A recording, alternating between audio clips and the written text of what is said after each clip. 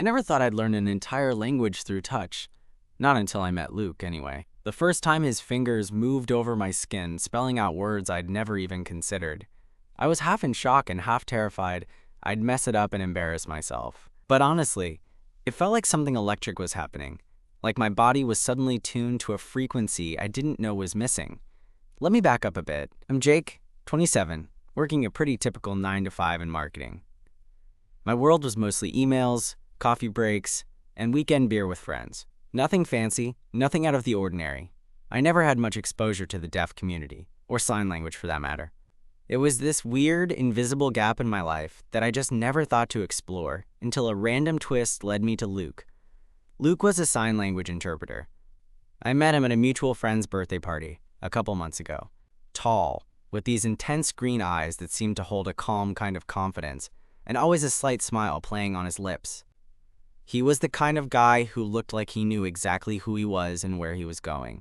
And hearing him talk, well, it was like he treated words like art, even when he was just making small talk.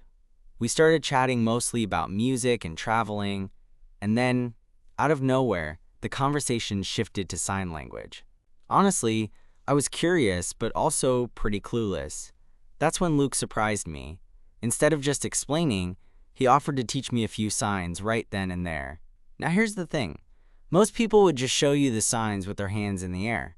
Luke, however, did something different. He reached out and gently took my hand, guiding his fingers over my skin to show me how the gestures felt. It was unexpectedly intimate, his touch deliberate but soft, like he was drawing invisible words on me. And suddenly I was a blank page. The room around us blurred a bit. The noise from the party faded, and all I could focus on was how his hands moved with such precision and care. I blinked a couple of times, trying to steady myself. This wasn't just about learning sign language anymore. It was about us, about the quiet connection that sparked between two people just through touch and communication. I realized then that Luke wasn't just teaching me words. He was opening a door to a whole new way of understanding someone. And I wanted to walk through it. But, of course, it wasn't that simple. Because learning sign language on someone's skin, that's personal, vulnerable even. It felt like he was breaking down walls I didn't even know I had. And here's the catch. I had no idea if Luke felt the same way. Was this just a cool teaching method? A way to help someone learn? Or was there something more underneath the surface? Something neither of us were ready to say out loud? So yeah, that night changed everything. And I can't stop wondering what happens next. Because when your heart starts learning a language it never knew existed, you realize some messages aren't spoken, they're felt. And I'm just getting started. After that night, I couldn't stop thinking about Luke and the way his hands felt tracing patterns on my skin. It was like he'd cracked open a door I didn't even know was locked, and the key felt electric against my nervousness. But, like most things that feel too good, I wasn't sure where it was headed. A few days later, I worked up the nerve to text him. I kept it casual, something like, "Hey, still trying not to mess up the signs you showed me." I figured if he was up for it, maybe we could meet up again, maybe somewhere quieter, so I could actually focus instead of sweating through a crowded room. To my surprise, he replied almost right away. "I'm free this weekend. Want to grab coffee and practice a bit more?" I was halfway through my workday when I read that. Suddenly, my usual spreadsheet didn't seem so important. I found myself staring out the window, picturing the way his fingers had danced over my hand, wondering what it would feel like if he touched me again. Saturday night, we met at this little coffee shop that Luke said was popular with the deaf community in the city. I didn't know that place existed. It was cozy, walls lined with books, and a quiet hum of conversation that felt welcoming rather than overwhelming. Luke already had a table by the window when I got there, and he greeted me with that easy smile that made me feel like I'd just walked into a warm room after being out in the cold. We started slow, with the basics, simple words, names, everyday phrases. But Luke wasn't just teaching me signs. He was teaching me how to pay attention in a whole new way. He'd sign something, then guide my hand slowly over his, like he was sharing a secret.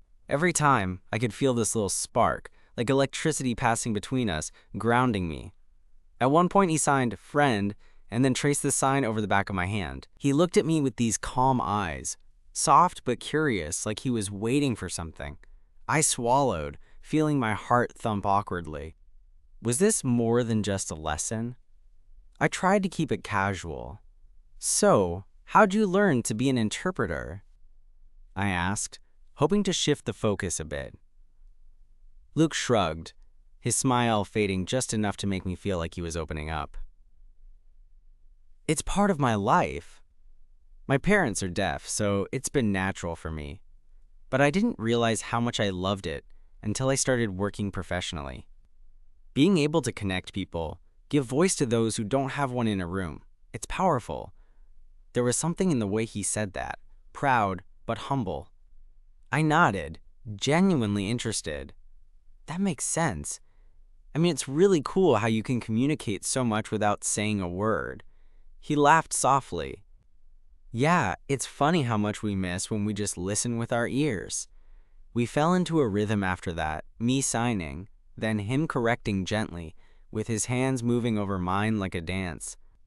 At one point, I messed up a sign, and he grinned, teasing, "Close, but that means cat instead of friend."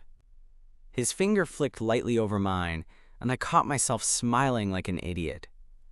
The longer we were there, the more I noticed subtle things, how he'd glance at me when he thought I wasn't looking, the way his voice softened a little in the quieter moments, how his fingers hesitated just a bit when tracing certain signs on my skin. Eventually, the coffee shop emptied, and we were the only ones left. I felt like the entire world had shrunk to this tiny space between us, made of hands and unspoken words. "I'm glad you wanted to do this," Luke said quietly, breaking the comfortable silence. "Not just because you wanted to learn sign language." I blinked, trying to figure out if I was imagining things or if he really just said that. The weight of those words hung in the air, and my heart sped up. "Yeah," I said, suddenly a bit breathless. "Me too." There was this long pause where neither of us moved. Then, without warning, Luke reached out and took my hand in his, fingers curling gently around mine. It was the same way he'd touched my skin before, but now it felt different, intentional, real. I looked at him, searching his face. He smiled softly and signed, "You're doing great." I laughed, a little nervous but happy. "Thanks, I'm trying." In that moment, I realized this was more than a lesson or a game. It was the start of something I hadn't seen coming, a connection deeper than words, spoken through the language of touch and trust. I don't know where this is going yet, but I do know I want to learn every word Luke has to teach me. And maybe, if I'm lucky, he wants to learn some of mine too. After that night in the coffee shop, things between Luke and me didn't exactly explode into a whirlwind romance or anything. It was more like a slow, gentle pull, like learning how to ride a bike all over again. Except this time, the balance was about trust and feeling instead of just muscle memory. We messaged the next day, and then the day after that. Our conversation started to include more than just sign language. He'd tell me stories about growing up with deaf parents, the little quirks of his family, and sometimes he'd even ask me about the dumb stuff I did at work. I didn't think I was that interesting, but he listened like I was the only person in the world. One afternoon, a week after the coffee shop, Luke invited me over to his apartment to practice signing in a different setting. I knew what that meant. No noisy cafe, no distractions, just us and the silence between the walls. When I showed up, his place was cozy, with books stacked everywhere and a few paintings leaning against the walls. The kind of place that felt lived in but not messy. Luke greeted me with a smile that made my stomach flip and guided me to the couch. He suggested we try something new, fingerspelling and tactile signing, which meant that instead of the signs floating in the air, they'd be spelled out letter by letter on my hand or arm. It sounded complicated, but Luke was patient, his hands moving slowly and deliberately, tracing letters one by one, like a painter guiding a brush. At first, I was clumsy. My fingers stumbled over his skin, trying to mimic the letters, but Luke just chuckled softly and pressed my hand against his chest. "Feel my heartbeat." He signed, and I realized the lesson wasn't just about the hands. It was about presence. We spent hours that afternoon, sitting close on the couch, our hands entwined more often than not. The tactile language between us was mesmerizing.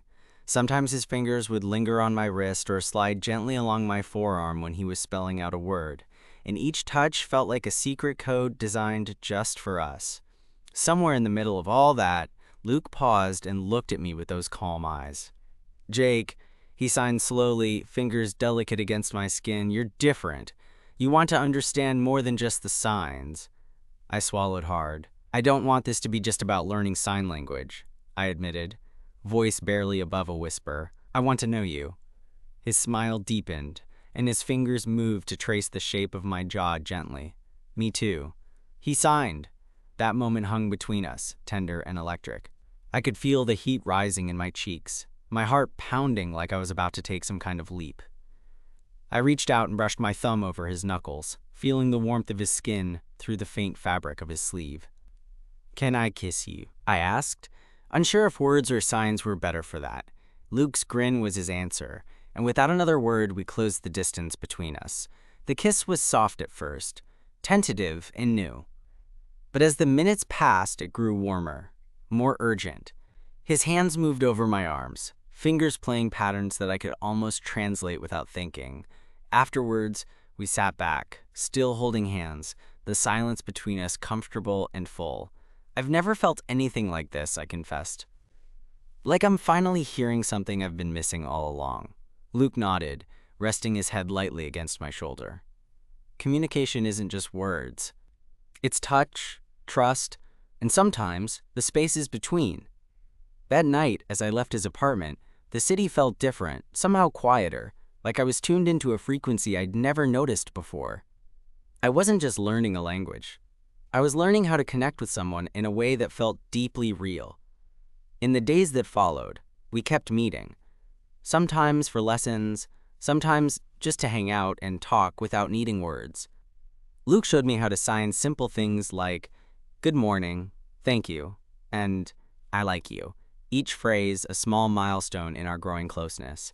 But there was a part of me that worried, what if this didn't last? What if I wasn't really cut out for this world Luke lived in?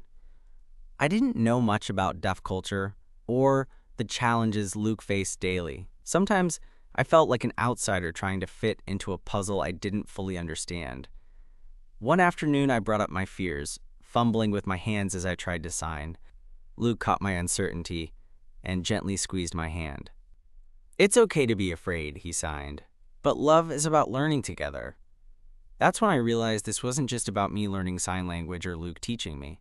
It was about us growing together, finding a way to translate our feelings into something tangible, something lasting.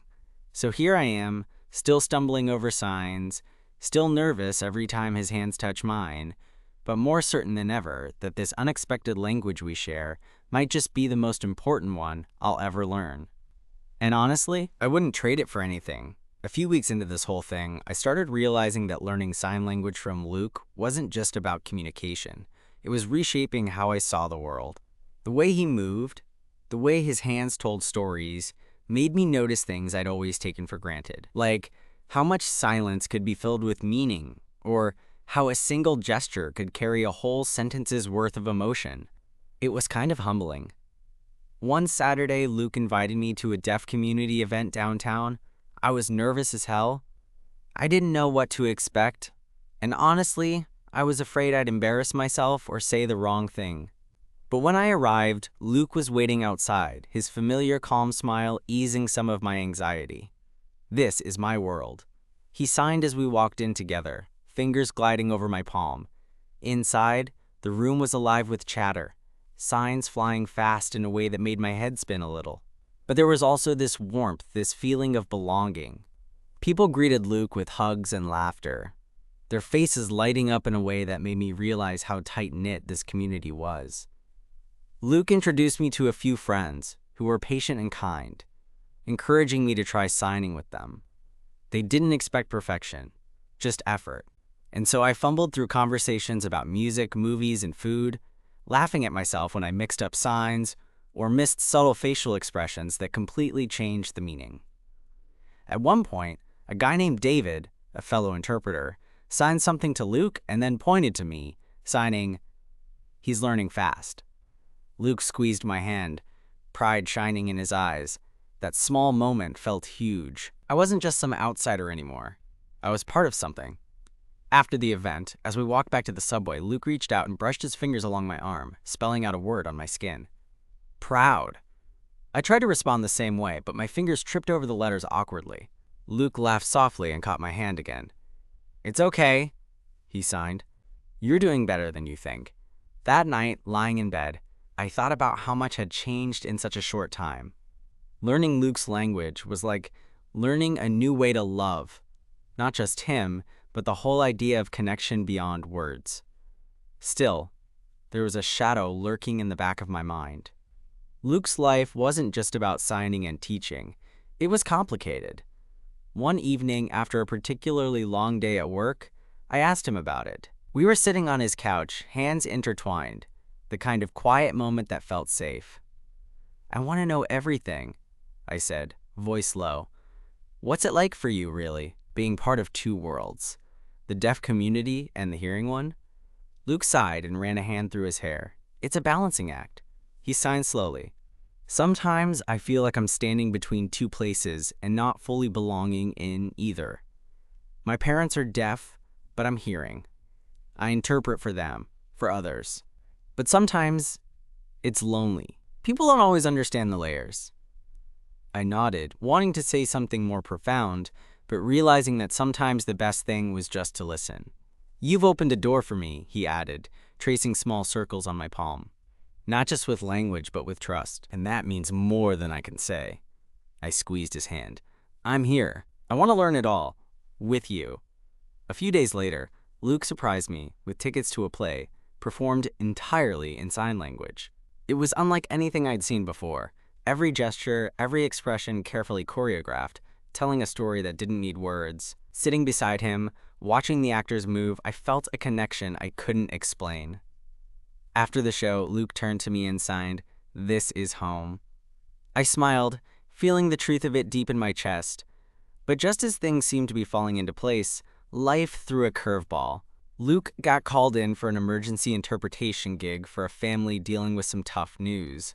It was intense, and afterward, he was quieter than usual. One night when I came over, he sat in the dark, fingers trembling slightly as he tried to sign but stopped himself.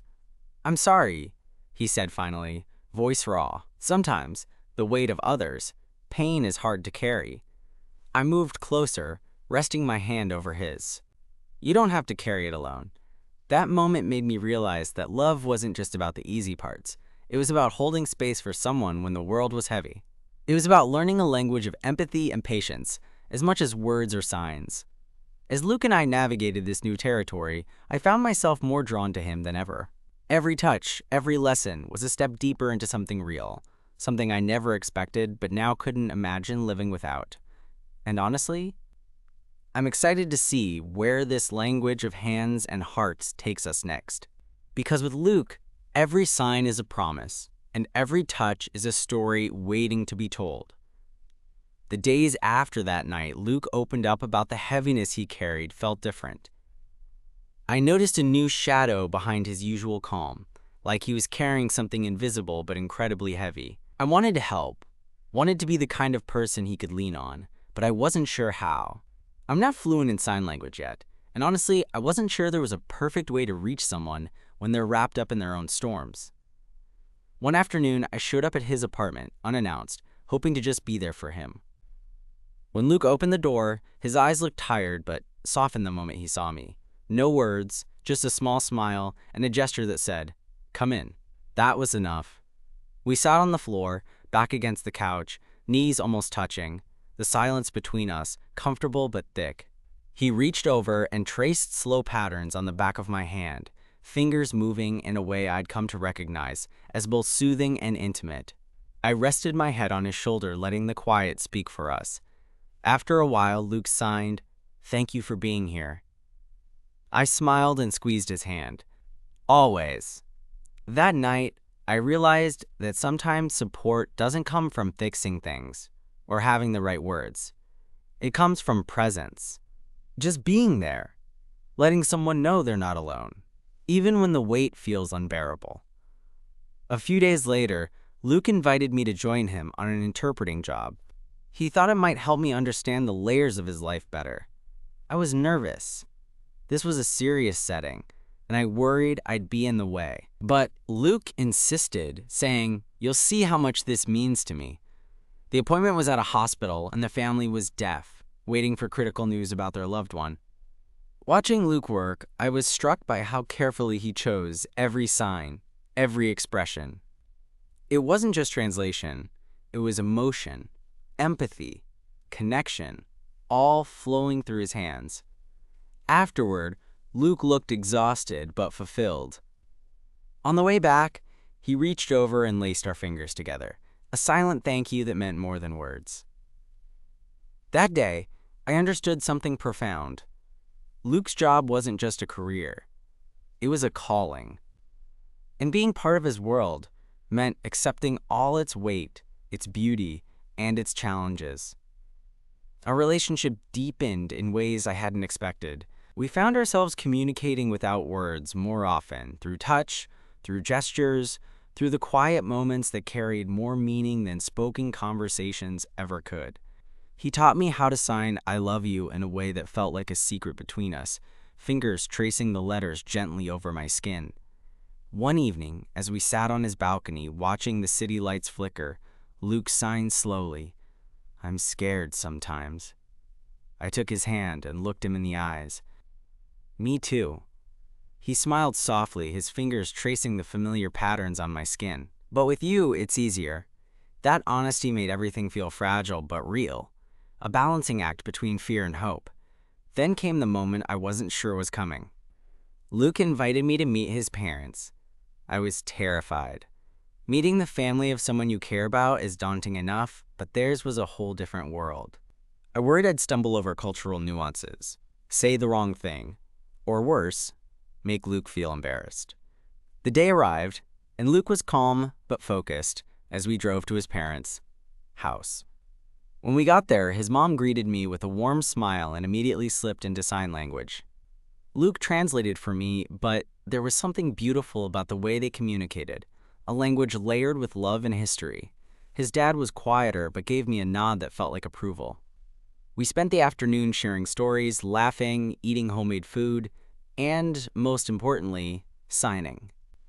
Luke's parents were patient with me, encouraging me gently as I fumbled over signs. It was humbling and heartwarming all at once. When we left, Luke's mom pulled me aside and signed to him, "He's good for you." Luke's eyes glistened with something I couldn't quite name, but I felt it too. A sense of belonging, acceptance, and possibility. On the drive home, Luke reached over and squeezed my hand. "Thank you for trying," he signed. "It means everything." I smiled, feeling like I had just crossed a threshold, not just into Luke's family, but into a deeper part of his life. The next few weeks were a whirlwind of emotions. Our bond was growing stronger, but I could tell Luke was still wrestling with parts of himself he didn't share easily. Sometimes he'd pull away for a bit, retreating into silence, and I'd worry I'd done something wrong. One night, after a particularly long day apart, I showed up at his door with no plan other than to be there. When he opened it, his eyes were red-rimmed, and I knew something was wrong. We sat on his floor again, and this time, the words started to come. Luke signed slowly. "Sometimes I feel trapped between two worlds, that I don't fully belong anywhere." I held his hands firmly. "You belong with me." He looked up, surprise and something softer in his expression. "With you, I feel whole." At that moment, all the uncertainty melted away. I realized that love, real love, is messy, complicated, and sometimes scary. But it's also fiercely beautiful, built on trust, patience, and the willingness to learn a language beyond words. I don't know exactly where this journey with Luke will take us, but I do know I want to keep learning, keep feeling, keep growing with him, because sometimes the most profound connections happen not through words, but through the simple, powerful language of touch and presence. And with Luke's hands on mine, I'm ready to speak that language, one word at a time. It wasn't long after that night on his floor that I realized I wanted to meet more of Luke's world, not just his family, but his friends, his passions, the parts of him that didn't always surface when it was just the two of us. So when he mentioned a weekend outing with some of his closest deaf friends, I didn't hesitate to say yes. even though the thought of stepping into a whole new social circle made my stomach twist into knots. We arrived at this little park that was surprisingly buzzing with activity for a Sunday afternoon. Luke's friends were gathered around picnic blankets, some chatting animatedly in sign, others laughing so hard their whole bodies shook. Luke's face lit up when he saw them. There was a way his eyes softened, the tension he usually carried slipping away like a mask coming off. The moment he introduced me, I felt myself brace for judgment, or at least awkwardness. But that wasn't what happened. One of his friends, a tall guy named Marcus, immediately reached out and shook my hand firmly, then signed something to Luke. Luke smiled and turned to me, his fingers moving swiftly but gently on my palm. "They say you're friendly and trying hard." "That's good." I laughed, partly out of relief and partly because I was pretty sure trying hard was a nice way of saying I was clumsy as hell. But they were patient, and I could see they genuinely appreciated me being there. People asked me questions about how I'd learned sign, what I thought of the community, what drew me to Luke. I fumbled through some answers, but Luke was always close, translating, encouraging, filling in the gaps. At one point, Marcus pulled me aside and signed quietly. "It's rare to see someone care this much." "You're doing well." I nodded, feeling my chest tighten. It was the first time since I met Luke's circle that I felt like I wasn't just an outsider looking in. As the afternoon faded into evening, Luke and I found ourselves sitting apart from the group, watching the sun dip below the city skyline. The warmth of the day was giving way to a cool breeze, but we stayed close, our hands intertwined without saying a word. "I've been thinking," Luke signed slowly, "about how much you've changed my life." I gave his hand a squeeze, feeling the weight of that confession. "And you changed mine." He traced the shape of my wrist with his thumb, fingers light and deliberate. "I want you to meet more of my world. Not just the good parts, but everything. The struggles, the fights, the quiet moments." It felt like an invitation and a challenge all at once. I wanted to say yes, but the truth was, I was scared. Scared that opening those doors might reveal things I wasn't ready for. Scared that I might not be strong enough to handle it all, but I didn't say it out loud. Instead, I nodded, letting my fingers relay the message he needed. "I'm here. I want to try." In the weeks that followed, Luke slowly introduced me to the complexities of his life. One afternoon, we went to a community center where he volunteered, teaching sign language to kids and adults alike. Watching Luke in his element was like watching a maestro conduct an orchestra, every movement precise, every expression full of warmth and patience. After the class, a woman approached me, signing quickly while Luke translated. She thanked me for being part of Luke's life, saying, "It makes his world brighter." I felt tears prick my eyes. I never imagined that by simply showing up, by trying to learn and understand, I could make such a difference. But with these new experiences came new challenges. One night, after a particularly rough day, Luke shut down emotionally.